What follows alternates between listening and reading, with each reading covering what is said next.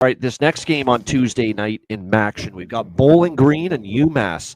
Bowling Green, 14.5-point road favorites, 45.5 the total in this game. It's Bowling Green on the road laying doubles. Yes, you are seeing that correctly. Even though this is a team that is 0-4 straight up, 0-4 against the spread. Their last 4 games, they've lost 3 of those 4 games outright as a favorite. So they've been laying points in 3 of the last 4 games, and they've lost all 3 of those outright as a favorite, as well as the game last week where they were a slight dog at Eastern Michigan, and they lost that game 27-21. We've talked about the quarterback issues. They're down to Hunter Nom at quarterback because they've had everybody else banged up and injured, including Drew Pine. Not that it's a big downgrade, but again, Nom is lackluster, to put it mildly. But this whole offense is lackluster. It's been this way all season with Bowling Green with their offense. It's just not been great really throwing the ball or running the ball for that matter. So hard to trust them laying doubles on the road, but UMass is pretty bad. That being said, UMass last week against Ohio showed a little life, showed a little ability to just, move the football, put up some points. It was wasn't the same old UMass getting absolutely steamrolled against Ohio. And in fact, they covered the closing number. They were getting 33. They lost by 28. Now, look, losing by 28 here is not going to get the job done. I get that because they're only getting 14.5. But I saw some life from UMass a little bit, certainly in the passing game. Their quarterback actually was able to move the ball just a little bit for them in that game. Grant Jordan.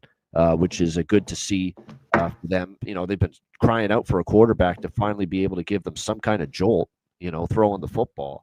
Final home game, UMass at least showed a little, like, they had looked like a corpse on the field in all these blowout losses, UMass, until last week.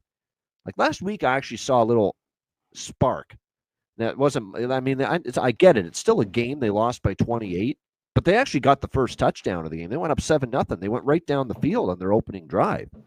And so it makes me think maybe this team is not completely, threw in the towel and called it quits here on the season. And it is the home finale. I get it. It's been a miserable season, but it is your home finale. You showed at least a little glimmer of a pulse last week against Ohio. I think I might want to be on the points here, believe it or not, with UMass. Plus 14.5. How the hell can you lay 14.5 on the road with Bowling Green? 0-4 straight up and against the spread, quarterback issues, offensive issues. If UMass brings the kind of energy they brought last week against Ohio for what's their home finale here in Amherst, they might be able to stay inside 2 touchdowns. That's another thing. Bowling Green is not Ohio, not even close. So that's why this point spread is where it is. I think they could make this a competitive game, UMass. I truly believe that. Because you look at Bowling Green, they have won a single MAC conference game, and it was that crazy game against Toledo where they came back from the dead to win 28-23, and they only won that game by 5 points. They've lost every other conference game, this Bowling Green squad. So if you want to trust them, go for it. But this is a Bowling Green team that obviously has a ton of issues. They haven't been good, as I said, in the favorites role. And the Akron loss last week, too. Don't forget that. And I cashed a ticket with Akron last week. 19-16 for Akron. Bowling Green was laying in that game, too. So they've been miserable in this conference. That's all there is to it. 1 conference win. 0-5 straight up and against the spread their last 5 games. I think I'm betting UMass here, C-Mac. What are you doing? Bowling Green, UMass. I don't know. I can't do it. I can't bet this game. And I like the ugliest games of games. You know what I mean? Like, I want to – usually I love these things. UMass has shown 0 for me. The Buffalo game was it, really.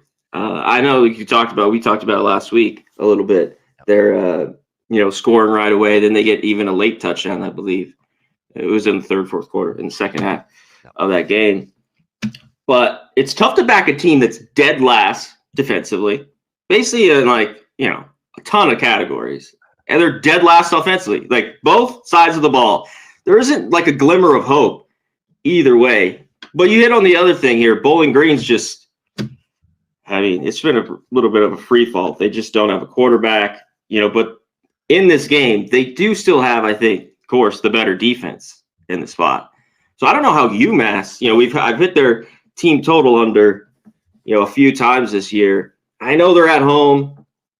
Normally, I'd love to take this. But maybe you think if they get 14 points, that could get them a cover. Even if, Bowling Green just scored 28 points. This one, I got to sit with just two bad teams. Bowling Green, of course, 0-5 on the road. The constant we see in the MAC is these teams are horrible on the road. We go through all these games week by week. It's like they're pretty good at home. There's a record that they're just 0-5, 1-4 against the number on the road. So it's like tough to take. This one is ugly. So as of now, I'm off.